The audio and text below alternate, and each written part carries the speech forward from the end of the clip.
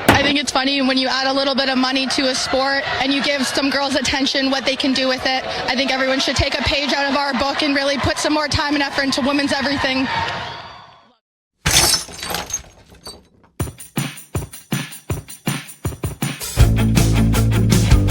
Welcome to Breaking the Glass Hockey Podcast. We are talking women's hockey from the PWHL to the NCAA. We will be talking with players, builders, coaches and fans who have made this great game what it is today. Educate, empower, elevate. Let's go! Welcome back. Breaking the Glass Hockey Podcast, episode 35. It's Brownie and Linda. We are together again. Linda, I think, has her sheet ready to go now. That was right before I hit record. She goes, pretty I don't have my dicey. sheet. I was like, oh, now I have it on one computer. You know, me and my technical difficulties. I won't bore every episode. I have something. I just like to give people behind the scenes. It's not all just smooth sailing over here. We're overcoming hurdles every I was gonna say every practice, but every episode. Yep, that's me. Well, we're back. We're a little late, but we're back, and we're gonna talk about the NCAA Championships, wrap up USports, so a little bit of Olympic cleanup, and some other stuff from the PW. So we're under time constraints. I have stuff. Linda has stuff, and so we're just gonna jump right in. I wanted to follow up. There were 1,329 bras collected at the Torrance bra toss night, which raised over $28,000 for brasforgirls.org. I mean, that's awesome. I mean, it's a nice, fun event, right? Like the teddy bear toss. But then when you look at what they've done, that's awesome. $28,000 that they wouldn't have. I don't know what bras run, but I assume that's a lot. No, they're expensive. Oh, are they? Good, I have no idea. Good bras are expensive. Yeah. Okay. And then in some news that's not all hockey, over 30,000 fans showed up in Boston for the first ever NWSL, the National Women's Soccer League game. So everyone watches women's sports. And the U.S. got the hat trick when they won the gold medal in sled hockey at the Paralympic Games, becoming the first team in history to win gold in 5 consecutive games. And veteran goaltender Jen Lee from Daly City, California, has been on the squad for the last 4. So good on her.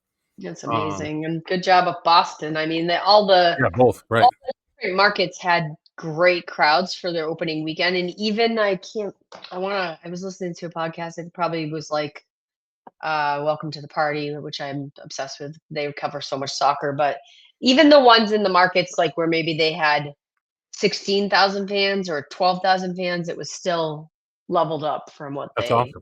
Yeah, that's awesome. I will say I think one of those, like we talk about how this is like a defining moment for women's hockey, right? Everybody was asking Hillary Knight that at the Olympics and stuff. Women's hockey, do you feel that next step? Yeah. The what was her name? Brandy Chastain, the Mia Hamm, that team that Wambach was on. That's a team that I don't really watch soccer, but I watch them, and that was they broke through that team. Well, they're all kind of stepping forward, and I think this is very similar with this Olympics just passing. And I think the biggest takeaway, or the biggest thing that is propelling this forward, is that the PWHL exists, right? Yep. So now you can come back and keep watching hockey. Right. So before it used to be like, okay, here's women's hockey. It's super popular. Everybody watches on Olympics, and then where did they go?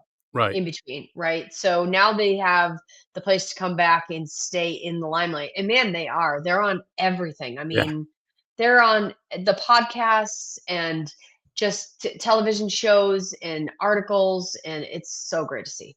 Yeah, it's good to see the momentum keep going instead of just fizzling out after the games, like you were saying. Yeah, it's awesome.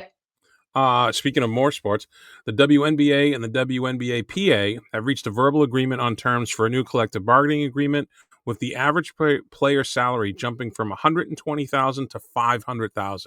That's a nice bump. Yeah, a nice bump. So good on them. Have you been following, on that note, the hockey news coverage of the PWHL salaries? That's something we're probably going to want to tap into when we have our sort of like now off season. Yeah, that's I was downtime. thinking the same thing when I read that. I was like, "Oh, this is a lot." Like, because you read it and it's like reading stereo instructions. You glaze over. But then I was Yeah. like, "We can dumb this down for not for our listeners, but for me.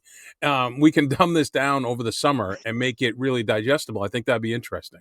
Well, and I have some friction that I feel about it because I feel like, and I won't quote any articles or anything yet. We'll cover it like on an entire Yeah, episode because I think it would be worth it to get some either sound bites or quotes from some people involved in PW and people who are more knowledgeable than us with the ins and outs of how right, the contracts work and the salary cap and everything. But the article I don't know, it was like a juxtaposition because it was like, well, of course Kayla Barnes went to Seattle because she went from $50,000 to $60,000. That's a hefty jump.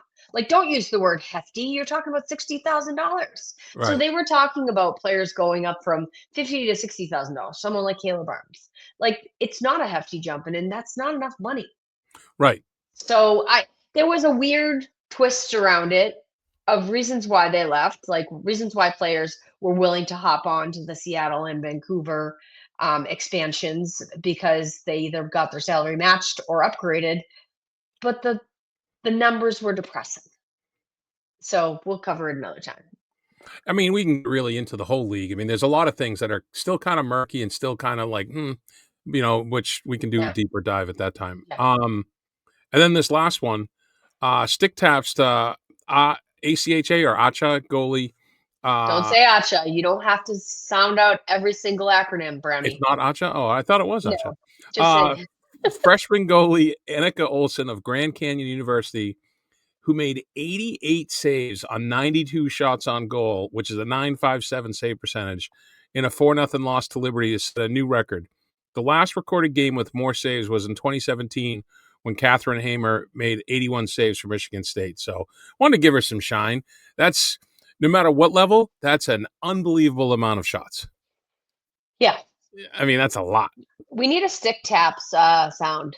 Oh, that would be like a clack, clack, clack, clack, like when someone Yeah, gets up yeah, from an yeah, injury. yeah. I'm Yeah. looking here. I don't see anything that even replicates it. So All right.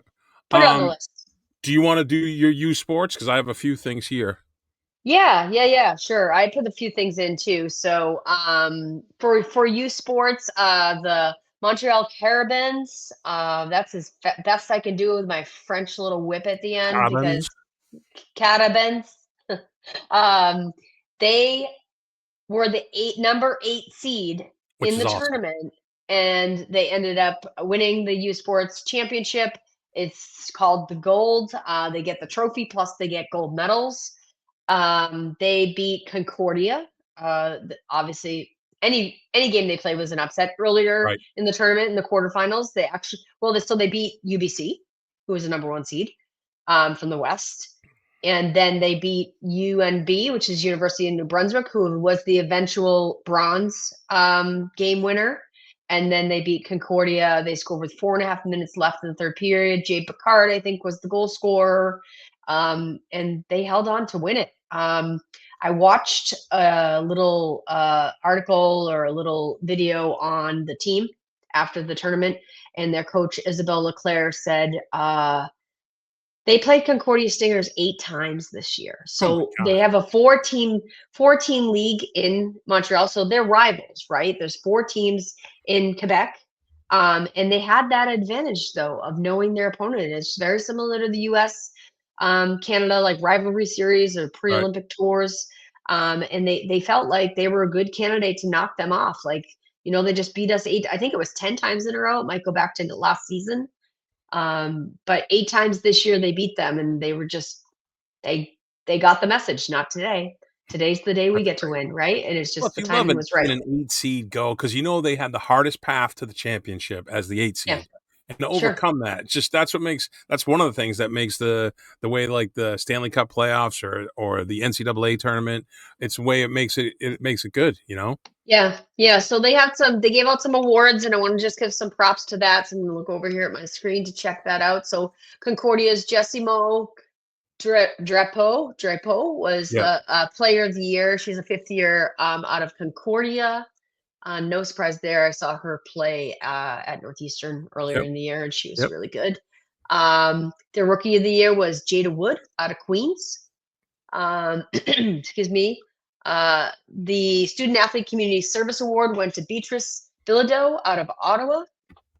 Their Fox 40 Coach of the Year was Graham Thomas out of UBC. Graham used to be in the NCAA circuit, so I know Graham. He used to be at Syracuse, and he's good friends with my friend Laura Benyon, who I get all my USports info from. So congrats to Graham there. And I think that's it. But congrats to the Montreal Carabins on their championship and their gold medals and everything. And we're gonna have to tap into some of those players and some of those award winners and see if we can get them on the pod. Yeah, for sure. The only thing I had was in the consolation game. I thought this was like a cool thing. Sisters Maya Healy from UBC and Ottawa's Charlie Healy took the opening face-off against each other. I just think that's a nice when that stuff happens. Yeah, I did see that. And it's just cool. And I love the fact that we're starting to learn about, learn about USports, but us talk about it. And then up next, I don't know this guy's name, but he commented, I can't pull him up. Oh, there he is. I want to give him a shout out. Michael Huntone, I'm going to go with. He commented on one of our posts that we did when we were like all the sad actors and faces of like no more NCAA. He was like D3 championships this weekend. So Michael, thank you for the note, and we're gonna do our best to embrace it all. We're still growing. Yeah, but exactly. We are growing, and sometimes we go down we go into a silo a little bit because we just have so much access to the D1 NCAA stuff, but we're gonna grow and we're gonna keep shining the light. That's it. So more NCAA. I know we're a little behind, but I wanted to give all three of these people the shine. So Patty Kaz happened over the championship weekend. The finalists were Abby Murphy from Minnesota, Tessa Janicki from Penn State, and Caroline Harvey from Wisconsin. And I don't think it was any surprise that Caroline Harvey won the Patty Kaz. I think she was only the third defenseman ever. And for these Wisconsin players, especially her, for all her accolades, individual accolades that she got at the Olympics, and then to win the Patty Kaz, but what a run the last month and a half for them. Good Lord. I mean, that might be the best 6 weeks in hockey for awards, Just unbelievable. Is it like a wedding where you get depressed after? I mean, when it's over, do you just keep riding? I mean, now they're coming into the draft, so right. That's exciting. That will come up quick. So yeah. I do want to make a quick note. Just speaking of D3, just saying that our thoughts and prayers are with Emily McNamara. Emily is a coach at Middlebury, and she was in a car accident. She's recovering. Hopefully, I haven't gotten an update yet, but I spent a lot of time with Mac at USA Hockey camps and on the recruiting trail, and just talking to her about the coaching profession. And I just thought our thoughts and prayers are with her as she recovers in the hospital from a car accident that happened last week. So. Oh, all right, good. That was a good one. Speaking of coaches, how's that segue? 7 coaches were named for the AHCA Coach of the Year. Mark Johnson, Wisconsin, Nadine Muzzerall from Ohio State, Jeff Campersall from Penn State, our buddy Dave Flint from Northeastern, Mark Bolding from Yale, David Stockdale from Franklin Pierce, and Katie LaChapelle from Holy Cross. That has not been announced, correct? No, the Coach of the Year is Jeff Campersall. Oh, it did get announced. Yeah. Oh, see, that's how I haven't updated the sheet. Well, good on you, Jeff Campersall, Penn State. I mean, Penn State, they had a nice run too. We'll get to that. Oh, dude. You have it right below. It's right there. I'm like, what? I don't understand. Yeah, I'm an idiot. Okay. That's all you gotta understand. Yeah. So HCA award winners, rewind that and forget. Listen, I'm gonna be down in Florida, and you know what we do? We make the Coach of the Year by a round. So I'm gonna get a round from Camper. So Penn State, as we said, he won Coach of the Year. UConn goalie Tia Chan wins Goalie of the Year, and Ohio State Hilda Svensson and Clarkson Sarah Manis are co-rookies of the year. So shout out to all them. And then some stuff from the individual leagues. Wisconsin head coach Mark Johnson became the first coach in women's hockey history to reach 700 wins. You know what's funny? I saw that and I was like, oh, how many does Dave have? Just to like put it into perspective for me. He's got like 3 something. And I was like, oh my God, 700 is just such an immense number. Will that ever be caught, you think? I mean, you have to, I guess, stop coaching. I don't think he's stopping anytime soon. Right, and So, someone would have to coach for, like, 30 years to get that. 30 years at a high level also. yeah. Yeah, it's unbelievable. Wisconsin forward Christian Sims becomes the 5th ever Badger to graduate with 100 or more goals. Hillary Knight, no surprise, leads the way with 143. Brianna Decker with 115. Megan Duggan with 108. Lacey Eden with 106. And Kirsten Sims, perfect 100. So shout out to her. And then Minnesota head coach Brad Frost is out after 19 years, leading the Gophers, which included 4 national champs. His replacement was named as Greg May was named. May has been the associate head coach for Minnesota since 2023. It's always tough. I mean, they always say about coaches, you're hired to be fired, right? Eventually it comes for everybody, but it was a tough one to see him go. After 19 years, though. Yeah, I know. Yeah, I got some still. We're maybe not taking into our time. I got some mixed feelings about this hire, but I don't know Greg May. Admittedly, not Right. personal. I just I don't know. If you need new fresh blood, you go and turn and hire your associate head coach. I think there could have been people banging down the door for that. I know that Muzzy situation was probably, hey, Minnesota's going to come after her. Let's get her signed. Great Right. leverage, smart business move on both Muzzy's part and her school's part. But I don't know. I mean, the amount of candidates and the amount of quality candidates you could have had in that job search, I find it like a little too hasty of a hire. But again, Greg May, I don't know you. You're probably an awesome person, and Yeah, best of luck, right? I'd Yeah, like for to sure. dig into it a little bit more. And then you referenced Coach Muzzerall. The AD announced that she signed on for another 5 years with the Buckeyes, which no brainer for them, right? What she's done with that program. Over in the ECAC, Quinnipiac Brent Hill, pardon me, is leaving after 6 years with the team to join USA Hockey as the women's national team head scout. Um, I didn't get to meet him, but Cassie told me he had some great Iginla stories. So, Oh Brent, yeah, if you hear this and you okay. want to come on, I'd love to hear him. Over in Hockey East, Northeastern's goalie Lisa Janssen won the Elite Scholar Athlete Award, which is given to the student athlete at each championship with highest GPA. So good on her. Not her native language she's studying in also, so double stick taps for her. And then Merrimack named Courtney Kennedy their second head coach in program history. So good for her. Yeah, good Uh, hire. Let's go, Court. Get on here. Tell us all about it. Actually, I was playing up at Merrimack. We're winless at Merrimack in my 2 games playing up there. One of the guys on my team, he's like, I think this ice is bigger. I'm like, shut up. Frozen Four. Since we're way behind, we're going to do the whole Frozen Four briefly. Briefly. Yeah, briefly. Northeastern at Ohio State. NU beat Minnesota 4-2 to get there. Ohio State beat Yale 6-1. And then the other matchup was Penn State at Wisconsin. Penn State beat UConn 3-0 to get there, and Janicki hit 200 points with her first point of that game, which was a nice milestone for her. And Wisconsin beat Quinnipiac 6-0. I had that slightly. You got crushed on your projections. Buddy, I bet, not bet, I I was like, predict with oh my man. heart. Predict with my heart, not my head. In the semifinals, Ohio State beat Northeastern 5-0. Wisconsin beat Penn State 4-3, and actually set a women's attendance record with over 5,100 people on hand, which set up for the 4th straight year the 2 big dogs, Wisconsin, Ohio State. How sick are these teams of each other at this point? Well, let's back up for a second because I just want to talk about the semifinals because Sure, that was Wisconsin Penn State game was so good, and great game.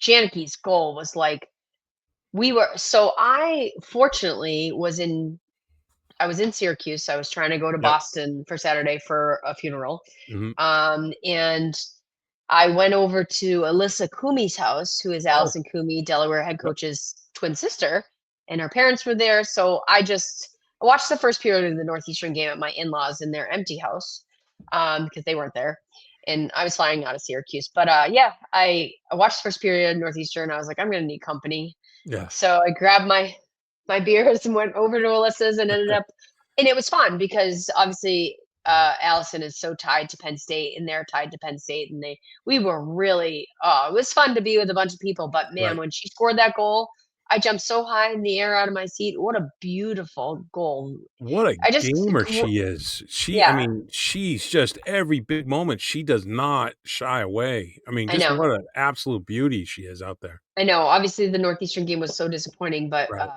it really like worth the price of admission in that second game for sure. Yep.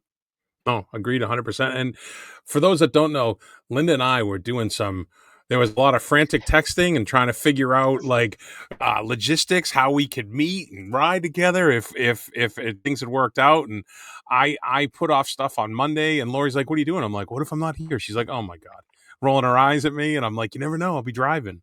So Yeah, I definitely had a plan. I mean, that's why I flew in and out of Boston on Saturday. My plan was to hop in the car Sunday yeah, morning. Obviously, if Northeastern was in it, I mean, I'd like to make that a regular anyways, but with my recent travel schedule, it was a better family decision just to go yes, home on Sunday. 2 years during Um, Connecticut, the Final Four, so or Frozen yeah, Four, yeah. Um, so fourth straight year, the Wisconsin was leading 2-0 going into the third, and I yeah, was like, "This game," you know what I mean? It was exciting, yeah, but it's like there's no drama, and then all of a sudden, Ohio State comes roaring back, and uh, Claire Enright gets the game-winning goal coming in from the right wing corner. She dog walked like someone in the corner and yeah, just sniped. I mean, yep. just what a finish though. It wasn't I wouldn't say it was a boring game, but it didn't have a lot of drama until Ohio State started to get back into it. I don't think Wisconsin dominated by any stretch of the imagination. They just got those 2 goals, They you know? capitalized. Yeah, Yeah, they capitalized, perfect way to say it. Yeah. Um the all tournament team was named Ava McNaughton, goalie from Wisconsin, Emma Peschel, defenseman from Ohio State, Caroline Harvey from Wisconsin, Tessa Janicki from Penn State, Kirsten Sims, Wisconsin, Layla Edwards, Wisconsin. And the most outstanding player award goes to Ava McNaughton from Wisconsin, which well deserved. I'd say you can't argue with any of those, you right. know. Yeah, And it's just the thing with both of those teams, they're just so deep. And Wisconsin is just Olympian after Olympian coming over the bench. You're like, what is happening? But yeah, just a great tournament all around. Wisconsin, what's this, 6 in the last 8 years? Is that right? Do I have that yeah. right? I did text with Jackie, our Oh, did friend. you? Yep, Jackie Crum at Wisconsin. I sent her a text and told her, I guess we'll have to do our annual podcast. I was going to say, So she texted me welcome back at back. like midnight. So Yeah, yeah, I sent a text right after the game. She's so good like that. But she that's was great. like, "Oh, sounds good to me. So get ready. Awesome, We'll line her up." awesome, awesome. And then speaking of Olympians, just some last little cleanup here. I know I feel like we're saying that every episode. Some little last little cleanup because it keeps coming more and more news.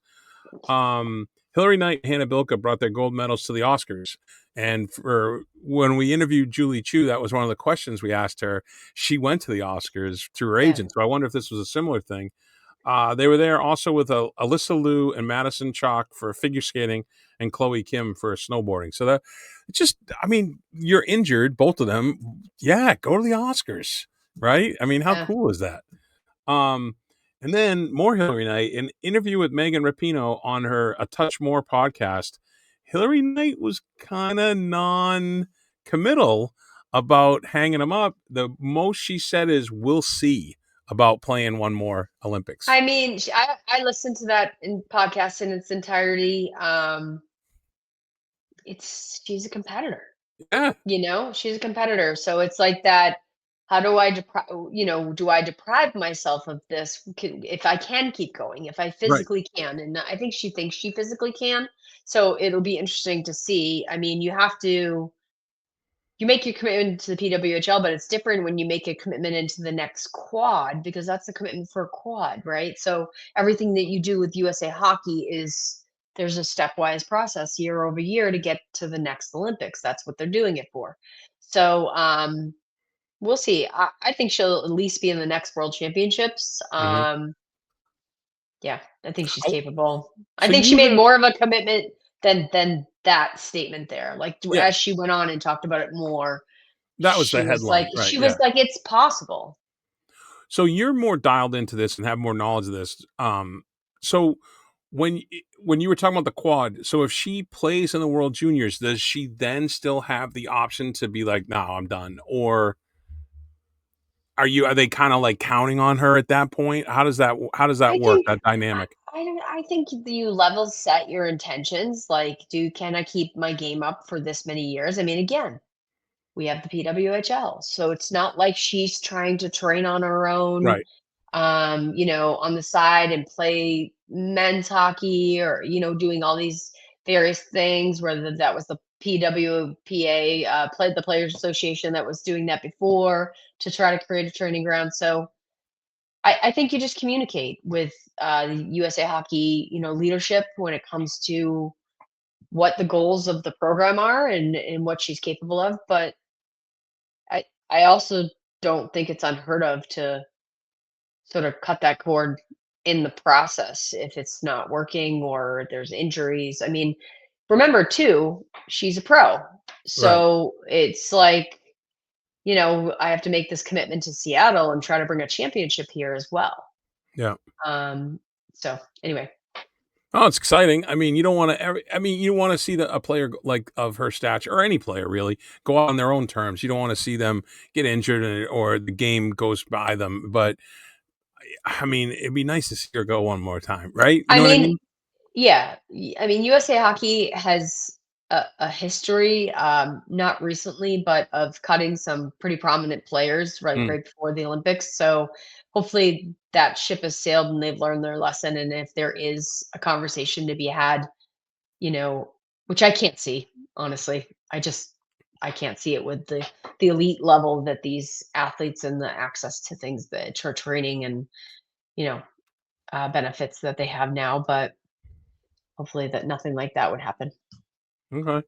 Well, over in the PW, there was a trade. Seattle sent Jesse Eldridge to Boston for Teresa Schaffstall. I wanted to mention this about Eldridge. You know the pink scrunchie? Have you seen that Yeah, she wears? It's just a nice story. When her mom was undergoing breast cancer treatment, she started wearing a pink scrunchie so her mom could see her and kind of have that connection. And her mom has beaten it and is doing well, but Eldridge still wears it.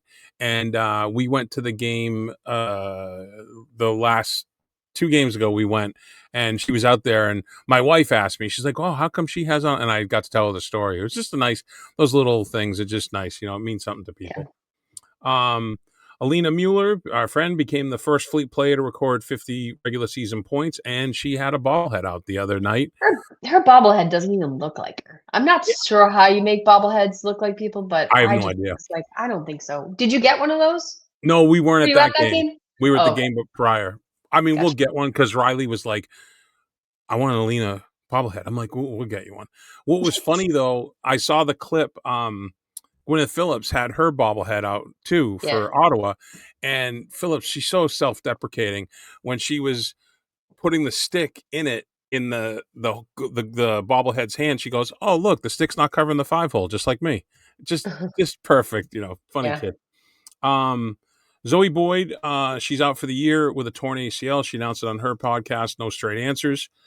Actually, now that I think about that, if her podcast called No Straight Answers, maybe she'll be back for the playoffs. Never know. And Erin Frankel set the single season shutout record with 6 and counting with a win over Seattle. She's currently 952 save percentage, 1.23 goals against, and 20 games played. She leads or is second in all stats because Desbian just passed her in a few after their game the other night. The New York Sirens, Taylor Gerard put on LTIR with a lower body injury. She appeared to hurt her knee in the takeover tour stop in Denver. That was a pretty big impact. It looked like. I hope yeah, she's okay. She's been yeah, playing great. And then it got a little nasty with the P Dub. Ladies are mixing it up. Northeastern alum Peyton Anderson suspended for 1 game for an uncalled body check where, quote, she took a bad angle and made contact with the head. It's a pretty big hit, open ice, which yeah. is not a big, they're not big fans of that. Um, Britta Kerr-Salemi fined for an unpenalized cross-check against New York. And Maggie Flaherty was fined for a body check against Boston that resulted in a major and a game misconduct. I think because she got the gate in the game, she didn't get the suspension. That's how they kind of figured that. And then Boston's Lauren Gable was fined for an unpenalized unsportsmanlike when she pushed a Montreal player after the Flaherty hit. She was on the bench and she reached over in a scrum and grabbed somebody. I mean, I just the wires crossed for a moment. And then I thought this was really cool. They had due to daylight savings falling on International Women's Day, the day was only 23 hours. That's not the cool part. How they responded, I think, is the cool part. There were 3 PWHL players that temporarily changed their numbers from 24 to 23 to show that, and this is from the website, quote, equality means girls and women should never fall short in their access to funding, resources, and opportunity.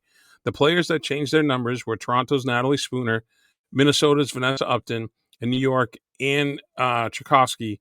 And the league is encouraging fans to give $23 to the Grindstone Award Foundation, which is at grindstoneaward.com in Canada, which gives financial aid to girls that are looking to play hockey. And Strong Girls United, sgunitedfoundation.org in the States, that empowers girls through sports, mentorship, and mental skills. The league raised over $18,000 through donations that day that featured 2 games. And I just think this is something that I think the PWHL does really well. Something that could be a negative or a slight with that day, just like it's bad timing, right? The way it lined up, but they turned it into a positive. And I think that's good. And I think having a young league, they're nimble enough to do that kind of stuff. And I just think it's a good way it's a good spin. So I was glad to see that. And then I'm going to leave the do better to you, buddy, because I haven't reached out to this. I have so many. Go ahead. Fire it up. I mean, I have so many in my phone from, remember I was texting you the other day and I was like, I have another do better. I have another one. I don't know whether it was just my attitude that week, but I'll have to go back and look and I'll add those to the next one. NCAA Women's Frozen Four, no fan events. So no fan fest events, no, opportunities for, I mean, you get autographs when the players walk in the rink and things like that, but you're trying to draw people there, you're bringing kids in, and there's nothing organized by the NCAA around this weekend. Like, can I interject, because I don't know this? Is that something that happens normally and it wasn't this year, or is that never the case?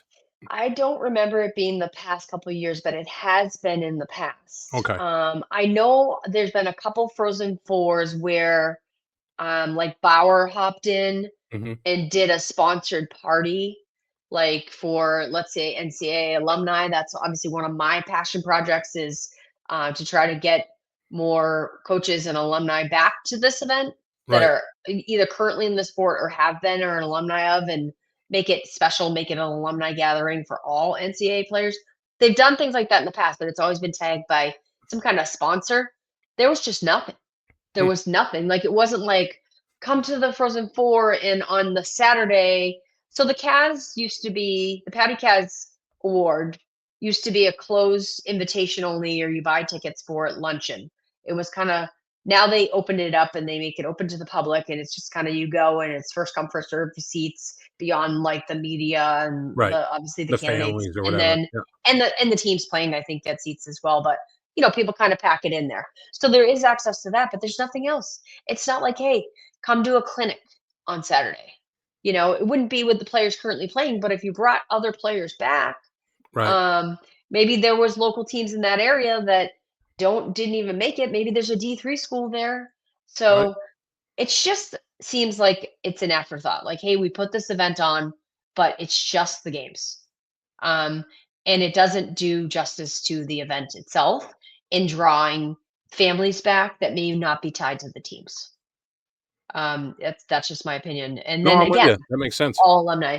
And further to that, we applied for credentials to get for the Frozen Four through BTG Hockey Pod, and we were denied. And we didn't understand why we were denied. And then you forwarded me the link, because that was a very personable email back when you said, I'm just wondering, when we cover all women's hockey, all the time and primarily I NCAA, was why we trying were not to be denied. a dick, which is my default. No. My default is to when stuff like that happens, though, my default is to be like kind of a jerk and be like, "Well, listen, why are you not Yeah. helping us?" But Yeah. I reined it in because I don't know what the particulars are, and Well, I am, and she was very nice to send me back, but she just sent me back their no, standard like she didn't agreement. say anything. You didn't meet the eligibility, and then she Yeah, just copied a link in. right, Oh, so I opened the link and I read through it several times. I just don't understand why we wouldn't want anyone who wants to cover right, the event to cover it. I get it about official media credentials and getting in the coaches conferences after and the team post game conferences, and you don't want anyone, but primarily on there on the not eligible, it was like anybody who doesn't meet the above, and the above was like a bona fide, like the hockey news. I know yeah, USCHO got in, and so did their podcast, but below, and then hockey news, ESPN, like tied to a really bona fide for profit sports entity.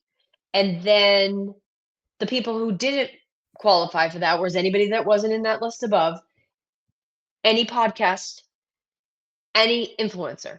Like, who cares? right, Let an influencer come and like put it out there.